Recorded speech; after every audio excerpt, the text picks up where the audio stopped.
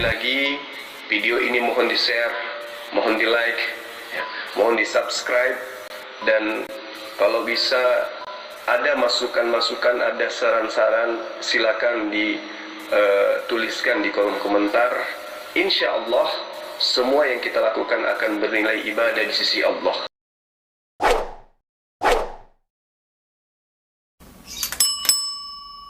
Diskusi dengan baik di sini. Insya Allah diskusi tanpa ada cacian, ya. Tidak boleh ada cacian di sini. Oke? Ada tamu saya nih. Nyonya Nasution naik dulu lah, biar asik. Mana saya undang dulu nih, biar ada. Sebentar ya. Oke, saya ada tamu nih. 100, benar ya? 100 ya? 100 atau apa ini? Ya, cepet. Biasa dipanggil cepet. Oh, cepet. Oh, gitu. Iya. Gimana Bang Cepet? Ya, apa itu mualaf, Bang? Hah? Apa itu mualaf artinya? Oh, mualaf saja Anda tidak tahu artinya, mendingan turun, Bang. Bagaimana Anda mau diskusi, mualaf saja Anda tidak tahu? Wah, ini nih orang kayak gini sangat lucu di muka bumi. Manusia terlucu di muka bumi salah satu nih. Mau naik diskusi, bayangkan kata mualaf saja dia enggak tahu, nanya ke saya. Ya salam. Kan pendapat orang beda-beda. Oh, ya udah, pendapat Anda apa? Pendapat mualaf itu enggak jelas itu. Oh, enggak jelas ya. Itu terserah Anda. Kalau itu pendapat Anda, ya silakan. Kami tidak bisa memaksakan. Kalau itu sudah menjadi pendapat Anda. Karena kami juga punya pendapat lain tentang mu'alaf. Kalau Anda bilang tidak jelas, ya monggo. Emang masalah buat gua? Kagak. Enggak pengaruh. Karena ucapan Anda tidak akan bisa mencapakan saya ke api neraka. Begitu, Bang. Ya silakan Anda tanggapi. Saya sapa dulu ya orang Majus. Ya, selamat sore. Selamat sore. Baik, sebentar ya Bang. Saya sapa dulu tamu-tamu saya semuanya biar enak nih. Elfrida. Ya. Kristen Islam, Mbak? Kristen lah. Oke, Kristen. Orang Majus Kristen ya. 1, 2, 3. Ada 3 orang Kristen, 3 orang juga Islam, 4 ya, 3 orang Islam. Monggo yang Kristen ini ada yang ingin disampaikan. Siapa dulu nih? Saya mulai dari Cepek dulu karena dia di luar naik tadi. Ada yang ingin mau disampaikan, Cepek? Ya, mau nanya pendapat Abang, pengertian mualaf itu apa? Oh gitu. Ya udah. Coba dulu buat penjelasan tentang mualaf yang tidak bisa dibantah. Oh gitu. Emang ada tadi konteksnya di sini mu'alaf tidak bisa dibantah? Buat dulu kata-katanya yang nggak bisa dibantah orang. Oh iya, kalau ditanya apa mu'alaf, yaitu orang yang berpindah agama dari Kristen ke Islam. Bukan, mu'alaf itu artinya yang dibujuk. Hah? Oh gitu. Ya terserah Anda. Kalau kan tadi kata Anda masing-masing punya pendapat ya. Saya pendapat saya itu. Orang yang dari Kristen pindah ke Islam. Definisi tersendiri. Oh gitu. Definisinya apa? Artinya yang dibujuk. Oh, gitu yang dibujuk. Iya. Tapi saya tidak ada yang bujuk saya. Tidak ada yang bujuk saya masuk Islam. Ya nggak tahu bahwa mau Anda tidak merasa dibujuk, artinya mu'alaf itu yang dibujuk. Oh, itu pendapat Anda kan?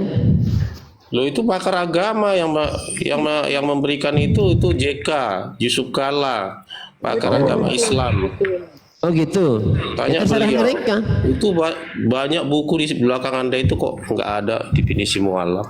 Nggak ada di sini, nggak ada definisinya di situ. Dan kalau mu'alaf itu artinya yang dibujuk, alhamdulillah saya bukan dibujuk masuk Islam. Saya mantan orang yang pernah memerangi umat Islam. Istri saya Kristen, ibunda saya Kristen. Ada ibunda saya di sini, di rumah saya Kristen. Kakak kandung saya Kristen ada. Ya, Kemudian saya Anda masuk Islam karena kenapa?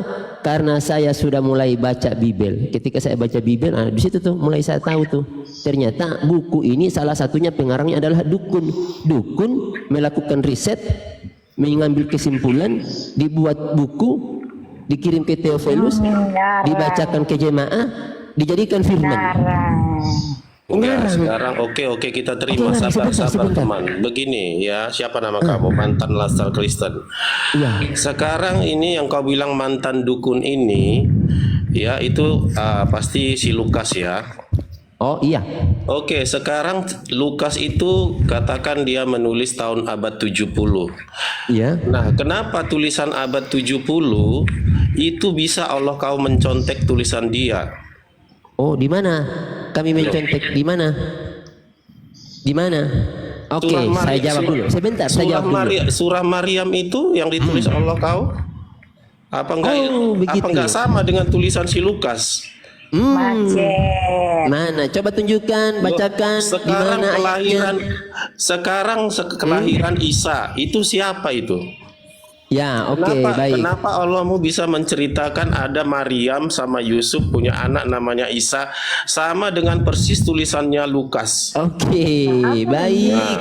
Enak. Berarti Allah kau membaca berarti 500 tahun Allah kamu membaca tulisan Theophilus. Oke, sudah? Baik. Kata dia, ini perhatikan ya, perhatikan kata si siapa ini, orang Majus ini. Saya bersihkan dulu otaknya dia. Kata si orang Majus, Allah Azza wa Jal, Allah Subhanahu wa taala mencontek kitab Lukas. Oke? Betul ya? Itu kata Anda ya. Tolong direkam ini biar asik nih, biar ada nanti kalau perlu orang Majus rekam ini. Ya. Baik.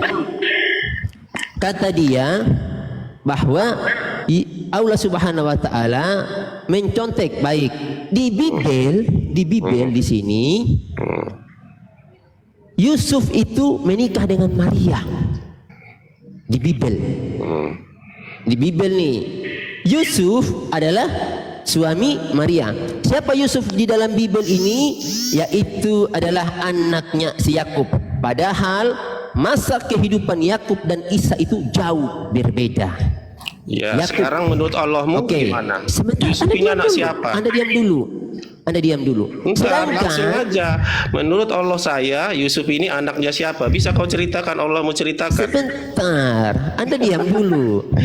Saya tadi sudah berikan Anda kesempatan. Nah, Yusuf di sini bayangkan nih, dalam Bibelnya nulis ini. Sedangkan di sini ditulis Yesus bukan Isa. Jadi ketika ditanya apakah Yesus dengan Isa sama? Enggak sama. Ya, Yesus adalah manusia yang mereka Tuhankan. Gimana sih kamu? Sebentar. Sedangkan Isa alaihissalam adalah putra Maria binti Imran. Tuh, jadi jauh, Bung. Jauh, enggak ada korelasinya. Kok bisa sama? Antara Maryam binti Imran dengan di sini ini Maryam istri Yusuf. Kalau di Al-Qur'anul Karim, Maryam ini orang mana?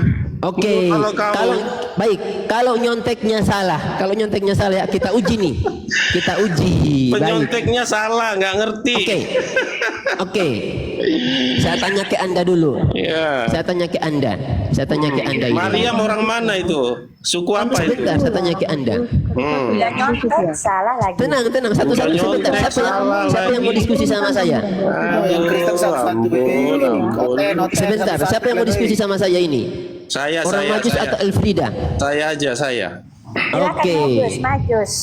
Kalau gitu Anda on cam dulu. Enggak usah. Enggak, kalau kan on cam enggak, saya enggak layani Anda. On cam dulu. Alasan klasik orang on cam dulu. Penyembah batu ini. Sudah mulai menghujat ini babi pemakan babi ini. Iya, mulai pemakan babi menghujat. Mulai. Kebiasaan oten. Jadi gini. Kebiasaan oten itu makanya kalau nggak on cam saya nggak terima. Jadi gini, kebiasaan oten para pemakan bangkai ini kalau sudah kita lawan dia, kita tandingi dengan Bibelnya, pasti menghujat dia. Saya pastikan dia pasti menghujat. Assalamualaikum warahmatullahi wabarakatuh. Turunkan aja Ustaz, turunkan aja. Aku cuma mau lihat penghujat tadi, turunkan aja Ustaz. Iya, jadi kebiasaan oten perhatikan ya. Mantan laskar tadi menghujat dia. Siapa mantan laskar? Saya mantan laskar. Saya yang punya room. Hujat, turunkan. Di mana hujatan saya? Tunjukkan di mana hujatan saya. Kamu bilang apa? Sebentar. Saya mau hadapi Elfrida dulu. Tunjukkan di mana hujatan saya.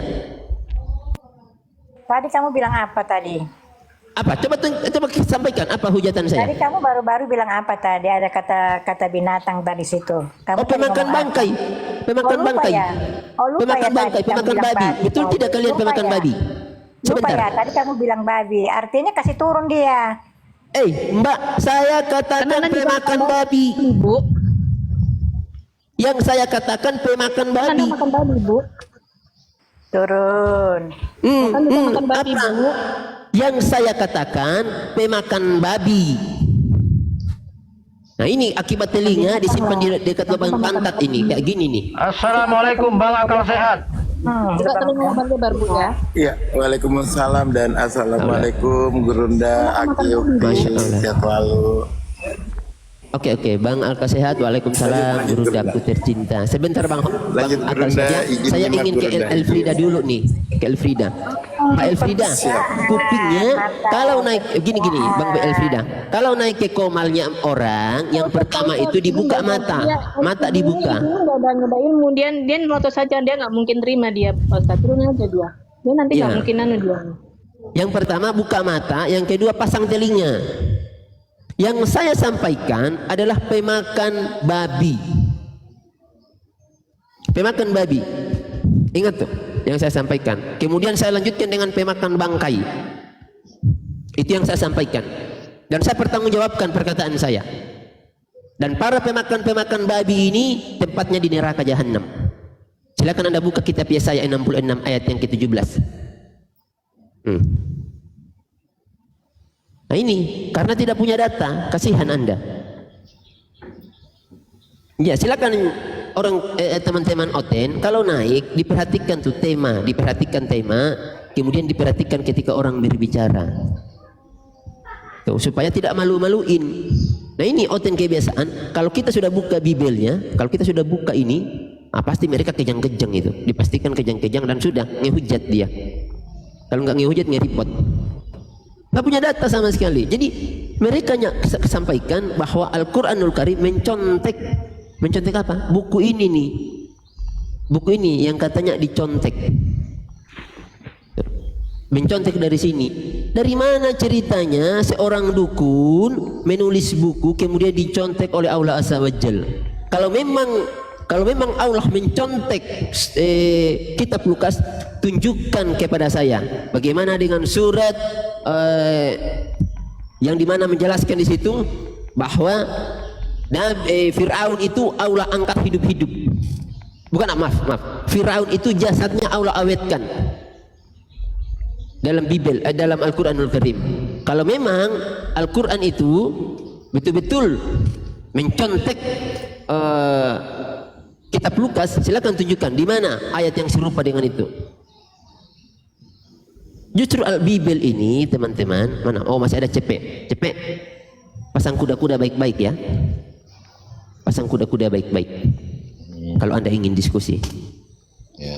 Nah, justru teman-teman, Bibel ini mengalami begitu banyak puluhan kali, bahkan mungkin ratusan, bahkan mungkin jutaan kali terjadi perubahan teks, terjemahan yang dilakukan oleh bahkan LAI sendiri mengakui kurang lebih 6.700 kesalahan teks dalam Bibel. Ini ada pernyataan dari LAI. Dan kami tidak pernah, Tuhan kami, Rob kami tidak pernah mencontek. Nah, kalau memang Tuhan kami mencontek, coba tolong tunjukkan di mana. Surat Amr itu bukan contekan karena beda. Yang dijelaskan, makanya ketika ada yang bertanya, Nabi Isa dengan Yesus sama? Kalau bagi saya nggak sama. Yesus manusia terhina dan terkutuk, sedangkan Nabi Isa manusia yang dimuliakan oleh Allah Azza wa Jalla. Beda. Nabi Isa nabi yang dimuliakan oleh Allah, sedangkan Yesus bagi mereka Tuhan. Jauh sekali. Baik, silakan teman-teman yang ingin diskusi silakan naik, tapi jangan menghujat ya. Silakan CP, ada yang lagi yang ingin mau ditanggapi perihal tema kita atau ada yang lain ingin yang mau ditanyakan? Silahkan. Apa itu?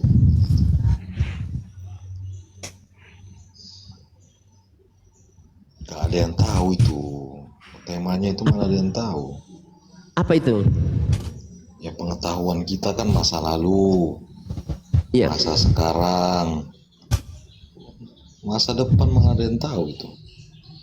Oh, tapi Tuhan Anda mengatakan orang yang akan dibunuh oleh Tuhan Anda dengan api, yang akan dicampakkan dengan api itu katanya orang-orang pemakan babi.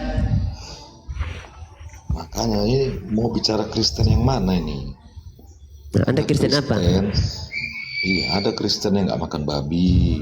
Oh gitu. Makanya tujuannya jelas dulu. Kristen yang mana mau dibahas? Oh gitu. Coba tunjukkan ke saya. Coba tunjukkan ke saya. Kristen mana yang dimana ajaran agamanya itu mengharamkan daging babi? Oh banyak. Oh coba. Yang mana? Kristen apa? Hah? Advent bukan tidak. Ya, Advent ada orang-orang Advent. Saya punya teman Advent makan babi. Ya berarti dia tidak ikut. Enggak, karena kata dia berbantahan juga ke orang-orang orang Advent sama orang Advent itu sendiri. Iya. Tapi kalau Islam tidak ada perbedaan pendapat di antara para ulama. Seluruh ulama, kelompok apapun dia, mau NU, Muhammadiyah, mau Salafi, mau apa saja, seluruh kelompok sepakat bahwa babi itu haram hukumnya. Gak ada. Iya, makanya. Tapi kok ada di Kristen? Yang mana mau kita bahas ini? Nah, kalau saya dulu, Bang, saya Kristen Protestan. Protestan. Ya, Katolik haramkan juga. Ya, saya Protestan. Lah, makan Katolik. Iya, Katolik iya, Katolik menghalalkan juga. Nah, makanya saya sampaikan, selama kalian masih berpedoman terhadap buku ini, maka jalan hidup kalian akan makin semrawut. Iya.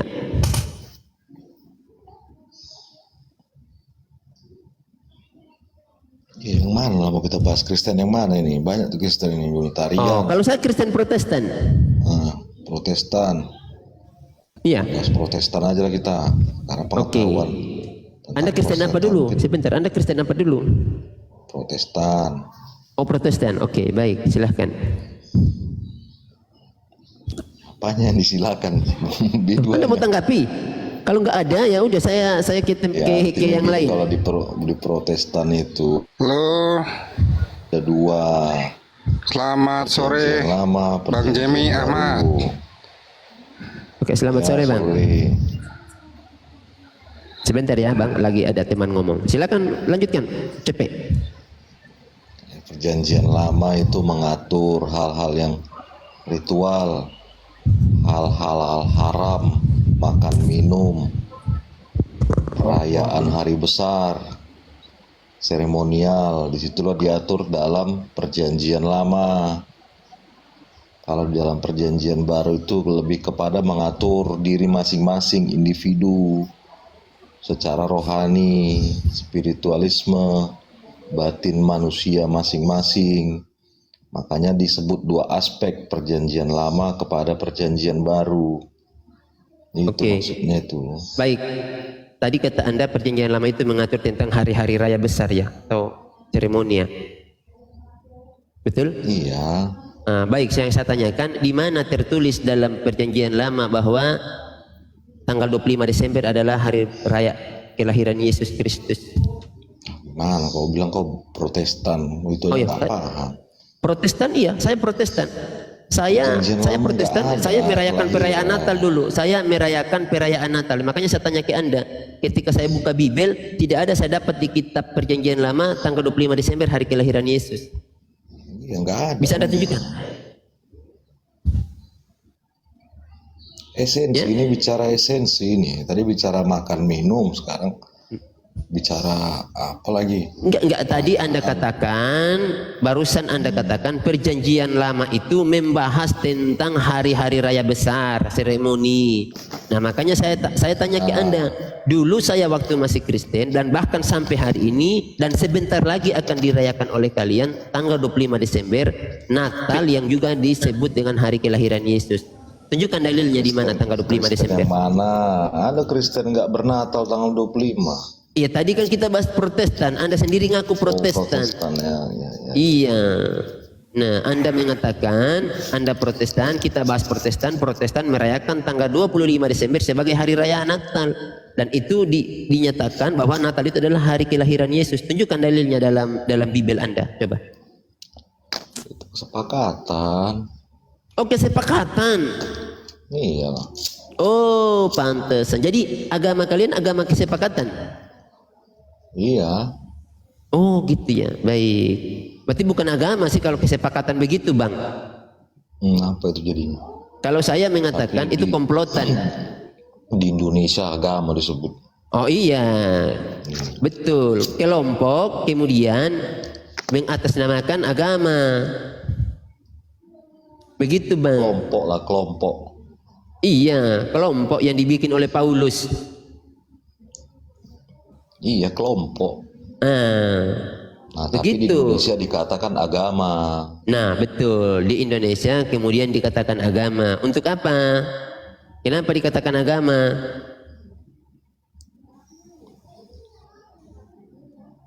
Hah? Oke, saya sapa dulu tamu yang saat ini. Yasin apa ini? Yasin Soekarno. Benar ya? Assalamualaikum, Bos. Waalaikumsalam warahmatullahi wabarakatuh. Lanjut. Baik. Jadi agama Kristen ini, Bang, sebetulnya mereka sebuah kelompok yang dibangun oleh Paulus. Kemudian mereka menyebarkan ajaran-ajaran mereka sehingga dan sampai hari ini mereka disebut Kristen. Tuh, Kristen itu sebetulnya bukan agama kalau bagi saya. Saya sering debat, saya sering diskusikan sama pendeta. Saya sampaikan bahwa Kristen ini bukan agama, Pak. Ini komplotan atau gerombolan. Tuh, Ya, kemudian mereka membuat. Menurut Abang, kalau menurut negara, agama. Iya, itulah. Menurut saya kan bisa saja. Kita kan harus tunduk kepada pemerintahan. Mana bisa menurut kita pribadi. Iya, betul. Makanya negara juga nggak nyebut itu, Aki. Negara tahu cuma Nasrani, nggak tahu Kristen tuh. Negara Kitabnya jadi sebut gimana Injil. sih? Masa menyalahkan negara tidak paham?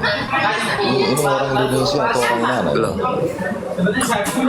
Coba. Siapa yang noise ya? Ada noise. Buka undang. Mana nih orang Indonesia? Buka awalnya. Orang luar.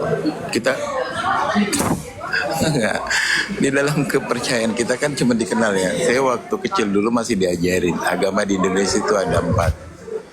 Hindu, Buddha, Nasrani, Islam. Masing-masing membawa Zabur, Taurat, Injil. Nggak ada Kristen dengan Bible, nggak ada. Nggak tahu kalau sekarang. Gue kan baru pulang. Gue baru masuk Indonesia, nggak tahu kalau sekarang. Sekarang masa nggak tahu ada informasi di handphone? Artinya ini apa? Enggak, Bang. Gue nggak pernah Siapa yang nyelidikin. noise dia? Bang.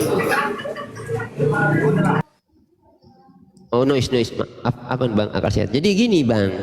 Jadi sebetulnya agama Kristen ini sebetulnya saya merasa lucu dulu, Bang, ketika saya masih di Kristen ya. Makanya saya sempat ateis 1 tahun, tidak mau beragama. Yang pertama saya benci Islam saat itu. Yang kedua memang saya lebih memilih untuk mengosongkan diri. Jadi sehingga saya merasa lucu dengan agama Kristen. Tuh, mereka menganggap pengikut Yesus. Ya, mengosongkan diri. Saya memilih ateis. Jadi kenapa saya pilih ateis? Agar apa? Saya bisa mempelajari dulu semua agama, mana yang masuk akal bagi saya. Karena bagi saya agama Kristen ini agama enggak masuk akal. Bagus itu. Karena kalau bicara Tuhan mana masuk akal manusia. Iya, betul. Bagus Jadi itu berarti. begini, Bang. Kalau orang Hindu itu agak sedikit masuk logika saya sih, mereka mentuhankan dewa. Iya, artinya patung lah dibikin. Tapi Tuhan mereka itu luar biasa, tidak lahir dari kemaluan perempuan. Nah, itu kan saya dulu gini, Bang. Saya sempat bertanya sama pendeta dulu, salah satu pendeta namanya saya sebutkan saja di sini. Namanya dulu pendeta IGD Supertiana Master Teologi. Saya sampai sampaikan begini, Pak Pendeta, belum masuk di logika akal sehat saya. Bagaimana Tuhan pencipta alam semesta keluar dari lubang kemaluan ciptaannya, yang dimana kemaluannya itu tempat keluarnya najis, tempat keluarnya kotoran. Iya. lahiriah itu secara logika manusia bisa dipahami. Oke, Kalau berbicara kalau dia tentang keluar Tuhan dari itu batu, secara Bang. logika, Iya. ini gimana nih? Iya, secara logika bagi saya nggak masuk akal. Tuhan pencipta alam, kalau memang dia Tuhan pencipta alam, jangan keluar dari situ, Bang. Keluar dari pohon kayu, keluar dari batu, itu baru. Tapi kalau keluar dari lubang kemaluan perempuan, lubang kemaluan, dan di situ tempat keluarnya najis, kotoran, itu bagi saya itu penghinaan bagi Itu Tuhan. manusia, dia yang dilahirkan itu manusia. Nah justru Jadi sesuai dengan pengetahuan akal manusia, logika manusia. iya, justru di Kalau situ bicara kekeliruannya, Bang. pencipta Di situ itu- kan tidak masuk akalnya. Bagaimana Masuk mungkin akal. Tuhan? Oke, saya begini logika. Saya kasih logika ke Anda. Saya tukang mebel. Saya mebel nih. Saya bisa bikin meja. Saya bisa bikin kursi. Tuh. Saya bisa bikin meja, bikin kursi. Iya kan? Ini logika sederhana saya berikan kepada Anda. Nah, bagaimana kemudian saya mau jadi kursi, mau jadi meja diduduki sama orang? Kan logikanya kalau saya mau untuk menghancurkan meja, ngapain saya harus repot-repot jadi meja? Ngapain repot-repot jadi kursi? Ngapain repot-repot jadi lemari? Saya kan maha kuasa, tinggal banting sama palu-palu, selesai urusan. Di situ logika berpikir, Bang. Kalau dia jadi manusia, kekuasaannya terbatas. Bagaimana dia disebut lagi Tuhan kalau sudah jadi manusia? Terus setelah jadi manusia jadi Tuhan lagi. Setelah itu jadi manusia lagi, kan secara logika akal sehat itu nggak masuk, Bang. Jadi gimana memasukkan Tuhan ke dalam logika manusia? Coba. Nah, Tuhan pencipta alam semesta itu, Bang, adalah manusia atau zat yang tidak bisa dilihat. Perhatikan ini. Gini, Bang. Kenapa kami umat Islam ini yakin walaupun Tuhan kami tidak lihat, tetapi kami yakin dan percaya Tuhan kami mengenal kami. Tetapi kalian, walaupun Tuhan kalian lihat, tetapi saya pastikan Tuhan kalian tidak kenal kalian. Enggak, maksudnya gimana menjelaskan Tuhan secara logika, bukan bicara iman, coba. Iya, oke, secara logika, Bang, Tuhan itu maha kuasa, betul nggak? Aduh, enggak. Oh, nggak maha kuasa Tuhan Anda? Enggak, Tuhan enggak maha kuasa. Oh, di sini macetnya Anda. Tuhan itu terbatas. Terbatas apa? Tuhan tidak bisa berkuasa atas keinginan setiap individu manusia. Kata siapa? Makanya aku bisa melawan, menentang yang ilahi. Artinya keterbatasan Tuhan pada keinginan manusia. Nah, disitulah kekurangan Tuhan Anda. Punya keterbatasan. Nah, Tuhan punya keterbatasan arti cacat mental dia. Mana lagi tuh cacat mental? Cacat. Jadi kalau Tuhan punya keterbatasan, pasti dia cacat. Betul tidak? Iya, intinya Tuhan. Sebentar dulu saya tanya ke Anda. Kalau Tuhan itu tidak sempurna, tidak maha kuasa, dia cacat. Betul tidak? Dia tidak bisa menguasai keinginan. Iya, makanya saya sampaikan ke Anda. Kalau dia tidak maha kuasa, tidak maha hebat, tidak sempurna, artinya cacat. Kalau tidak sempurna, artinya cacat. Nah, Tuhan bagaimana yang itu Tuhan cacat seperti itu, yang tidak sempurna, yang Anda ingin ikuti, yang Anda ingin sembah. Kacau cara berpikir Anda kalau begini, Bung.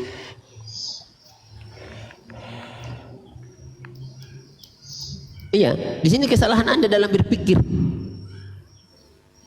Kok Tuhan cacat? Pikir. Ya. Salah aku berpikir. Ya, gitu kan tadi kan logika Anda, cara berpikir Anda. Kan seperti itu. Makanya kalau ada Tuhan tidak sempurna, artinya cacat Tuhan itu. Oke, saya sapa dulu nih. Gini, sapa dulu itu. Siapa itu? Oh, Elfrida yang tadi. Silakan Elfrida. Ada yang ingin disampaikan sebelum saya turunkan? Sudah menyimak dengan baik kan? Silakan. Apa yang ingin Ibu Elfrida sampaikan? Silakan, Bu. Nyimak dulu Oh, nyimak. Oke, baik. Nah, jadi begitu, Bang Cepe. Kita kan manusia ini terbatas. Iya. Untuk mengetahui yang tidak terbatas itu disebut pencipta itu apa itu? Pengetahuan apa yang Bang. digunakan itu? Bang, tidak mungkin Allah menciptakan sesuatu itu kalau Allah tidak tahu fungsinya dan Allah tidak tahu kelemahannya. Nah, mengapa Allah memberikan kebebasan kepada kita? Allah sudah berikan kebebasan, silakan kamu berbuat apa saja yang kamu kehendaki, yang kamu inginkan, silakan kamu berbuat apa yang kamu mau. Tetapi ingat, ada konsekuensi, baik di Bible itu maupun Al-Quranul Karim. Allah sudah sampaikan, kamu membunuh, kamu mencuri, potong tangan. Tuh, kamu membunuh, dibunuh, itu konsekuensinya. Nah, makanya Allah memberikan kebebasan kepada kita untuk beramal, melakukan apa saja yang kita inginkan, tapi dengan satu konsekuensi, ada hukuman yang akan kalian terima kelak. Nah, begitu dalam kita memahami agama ini, Bang. Nah, karena semua agama, walau alam, agama Kristen dan Islam itu mempunyai satu konsep, pendidikan agama itu bahwa akan ada hari berbangkit, yang dimana kita akan mempertanggungjawabkan segala perbuatan kita di hadapan Tuhan. Betul tidak, Bang? Ya, tapi nggak bisa dijelaskan secara logika itu. Oh iya, baik. Nah, makanya dari itu, Bang, kita melihat, Bang, agama mana yang betul-betul memberikan arahan tentang persiapan kita untuk menghadapi hari akhir atau menghadapi nanti Tuhan kita. Iya. Makanya di Islam sempurna, Bang. Di Islam sempurna. Kenapa? Allah berikan informasi tentang masa silam, tentang zaman dahulu, bagaimana Allah mengazab Fir'aun, bagaimana Allah mengazab Korun, bagaimana Allah menyelamatkan Nabi Musa, bagaimana Allah menyelamatkan Nabi Ibrahim. Kemudian sepertiga dari isi Al-Quran itu mengandung tentang hukum-hukum yang kita akan amalkan hari ini. Nah, kemudian Allah memberikan sepertiga lagi informasi tentang apa? Tentang hari akhir. Bagaimana nanti kita akan dihisab, dijanjikan surga, diancam dengan neraka bagi siapa yang tidak mau bertakwa. Yang bertakwa tempatnya surga, yang tidak bertakwa tempatnya neraka. Allah berikan informasi itu. Kemudian diturunkan Nabi, ini kalian ikuti contoh. Nah, makanya kami dalam Islam, Bang, nggak ribet dalam Islam. Cukup mengikuti Al-Quran dan Sunnah. Apabila terjadi penyimpangan di antara para ulama, maka kita diperintahkan untuk kembali ke Al-Quran dan Sunnah. Begitu, Bang. Oke, saya sapa dulu nih tamu saya, ada pendeta siapa ini? Albert. Ya, benar ya? Pendeta Albert Klasiko, betul ya? Ya, halo, selamat siang. Aduh, Bang, kayaknya mata Anda yang kabur atau Anda berada di luar Indonesia ini? Turunin aja Gurunda. Host, turunkan host, turunkan. Itu sengaja tuh host, turunkan host. Turunkan aja, sengaja. Aduh, nggak jelas. Oke, Petrus Suat ya? Ya, ini pendetanya Olan ini. Oh, pendetanya. Oke, Pak Pendeta silakan, Pak Pendeta. Ya, Ibu, sudah. Sore. Selamat sore. Ya, saya klarifikasi ya. Oke, silakan. Apa yang ingin diklarifikasi, Pak Pendeta? Saya bukan, kami sama-sama orang Kristen, tapi saya bukan pendetanya Ibu Olan ya. Oh gitu, baik. Ya, saya di Kupang. Oh, ya silakan. Ibu Olan yang mana? Ibu Olan? Oh, yang tadi ya, Elfrida bukan? Yang tadi dibilang pendeta Olan. Olan itu apa? Oh gitu, Oke, ya, silakan. Jadi saya menarik juga menyimak pemaparan saudara mengenai kitab saudara. Sebenarnya Alkitab juga sudah mencatat tentang peristiwa awal dunia bahkan sampai akhir dunia. Iya. Jadi semua peristiwa yang sudah dinubuatkan Alkitab itu sudah digenapi dan yang akan datang akan digenapi. Saya beri contoh tentang peristiwa penciptaan manusia. Itu jelas. Alkitab memaparkan secara jelas sesudah kejatuhan manusia, peristiwa air bah, dan juga peristiwa mendaratnya Nuh dan Batra di Ararat. Ya. Kemudian manusia tersebar mulai dari Ararat, dia tersebar. Itu anak Nuh itu di dalam Alkitab ada 3, Sem, Ham, dan Yafet. Nah, menurut catatan kitab Kejadian pasal 10 dan 11, penyebarannya itu mulai yang HAM itu dia lari ke bagian selatan, yaitu mulai dari Mesir sampai wilayah-wilayah Afrika. Kemudian yang SEM dia lari ke wilayah timur. Gini bang. Oh maaf Pak Pendeta. Ya. Kita nggak perlu ceramah di sini karena ada tema. Sebetulnya tadi saya tidak akan bahas yang perihal itu karena kebetulan ditanya oleh tamu saya. Yang ingin kita bahas di sini ada tuh temanya kita Pak Pendeta. Karena kalau kita mau bahas itu nanti panjang lebar, jauh kita berjalan nanti kalau itu. Ya karena saya baru bergabung. Oke, baik. Di sini saya punya tema Pak Pendeta. Yang mungkin Pak Pendeta bisa membantah, terserah itu dari apakah Pak Pendeta mengambil dari kitab Anda atau asumsi, silahkan. Di sini saya sebetulnya tema saya sedikit ada pertanyaan karena saya memberikan tanda tanya, ada 6 tanda tanya di situ. Yang saya tanyakan, Oten masuk neraka, menurut Pak Pendeta gimana? Gitu aja dulu Pak Pendeta, biar nanti nggak kemana-mana. Kita ke tema biar asik. Masalah